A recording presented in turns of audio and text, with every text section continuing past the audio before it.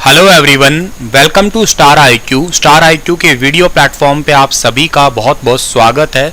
28 मई 2022 के Haryana current affair इस video में हम पढ़ने वाले हैं। आइए स्टार्ट करते हैं आज का वीडियो। अगर आप लोगों ने स्टार आईक्यू चैनल को अभी तक सब्सक्राइब नहीं किया है तो कर लीजिएगा।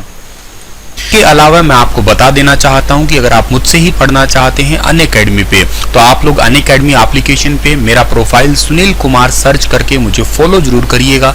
हर रोज रात को 8 बजे मेरा क्लास होता है, उस क्लास को भी आप लोग जरूर ज्वाइन कीजिएगा। दोस्तों, अनअकैडमी पे आने वाले 29 मई को दोपहर 12 बजे एक मेगा कॉम्बैक्ट होने वाला है, एक स्कॉलरशिप लाइव टेस्ट होने वाला है जिसमें 40 तो क्वेश्चन होंगे, 50 मिनट का समय होगा, जिसमें आप लोगों को English, quantitative aptitude, general awareness और रीजनिंग जैसे सब्जेक्ट के टोटल 40 सवाल मिलेंगे 50 मिनट में सॉल्व करने के लिए।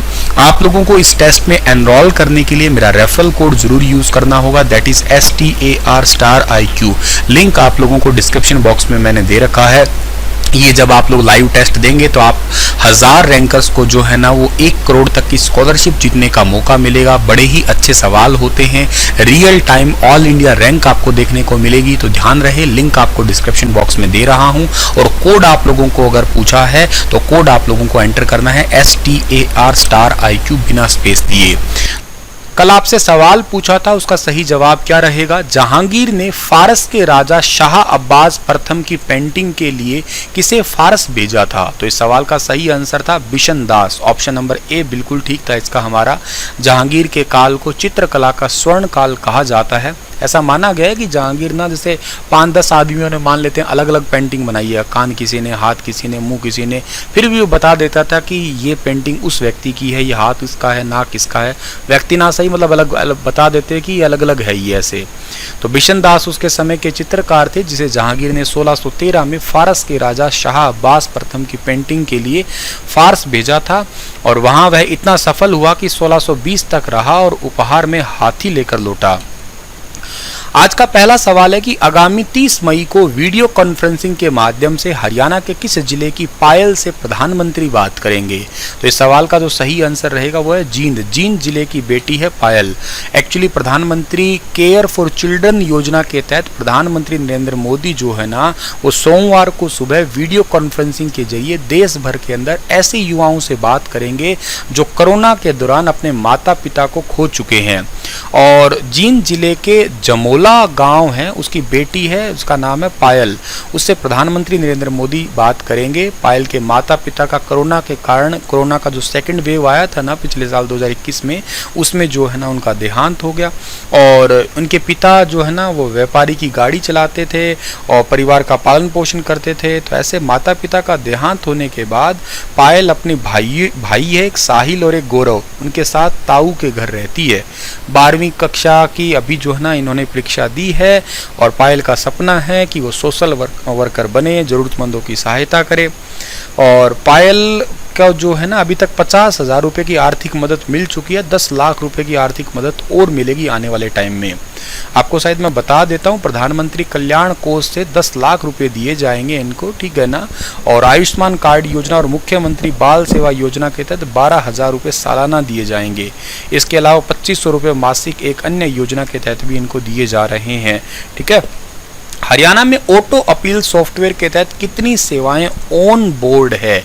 ऑटो अपील सॉफ्टवेयर के तहत हरियाणा में टोटल ऑन बोर्ड सेवाएं 192 हैं। ऑप्शन नंबर बी ठीक है इसका हमारा।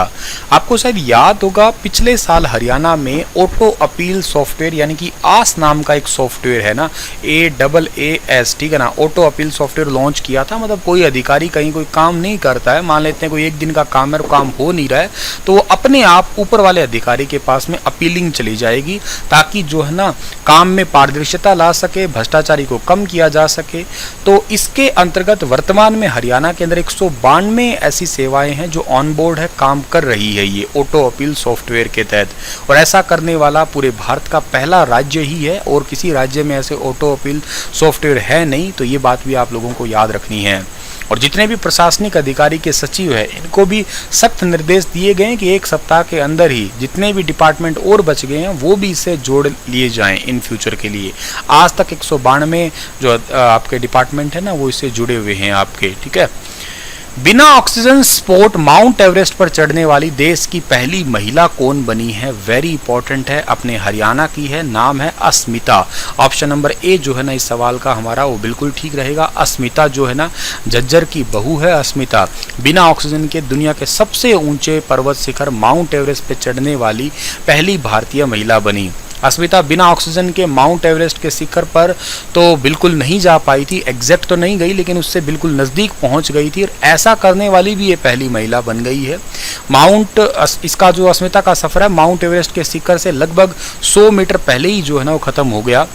बहुत ही कम सफ़र रहा यूँ कहिएगा एक प्रकार से। अस्मिता ने 8,848 मीटर ऊंची एवरेस्ट की चढ़ाई की, लेकिन ये जो है ना मतलब टोटल तो इतनी है ही है 0.86 है, 8748.86 मीटर तक तो पूरा कर लिया था। 100 मीटर दूर रह गई थी। अस्मिता का जो है ना दिखना बंद हो गया और मजबूरी में जो है ना उन्हें वापस लौटना पड़ा।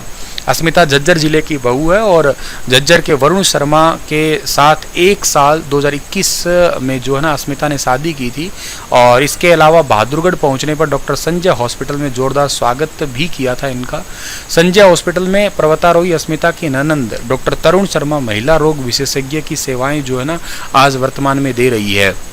आपको मगर थोड़ा पुराना बताऊं तो बछेंद्री पाल वो पहली भारतीय महिला बनी थी जिन्होंने दुनिया के सबसे ऊंचे पर्वत शिखर माउंट एवरेस्ट पे चढ़ाई करी थी।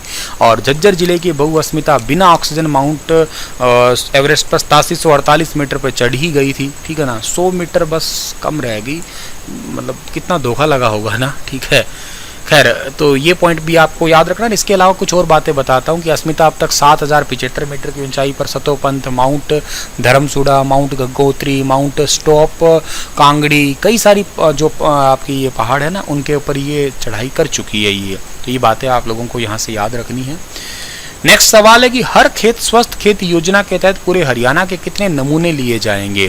तो देखो पूरे हरियाणा से नमूने लिए जाएंगे 75 लाख। शायद मैंने आपको कल बताया था, ठीक है ना। सुमिता मिश्रा ने हर खेत स्वस्थ खेत पोर्टल लॉन्च किया है और इसके तहत पूरे हरियाणा से 140 ब्लॉक में कृषि योग्य भूमि के लगभग 75 लाख जो है ना मिट्टी के सैंपल लिए जाएंगे और 75 लाख किसानों को ही सॉइल हेल्थ कार्ड दिए जाएंगे। हर खेत स्वस्थ खेत मतलब पोर्टल इतना ही है कि मिट्टी के बारे में जांच हो सके, तो ये पॉइंट याद रखना। और हरियाणा में 2022-23 में जो है ना 10 हाईटेक नर्सरी भी बनेगी, ऐसा भी आदेश दिए गए हैं संजीव कौशल जी द्वारा।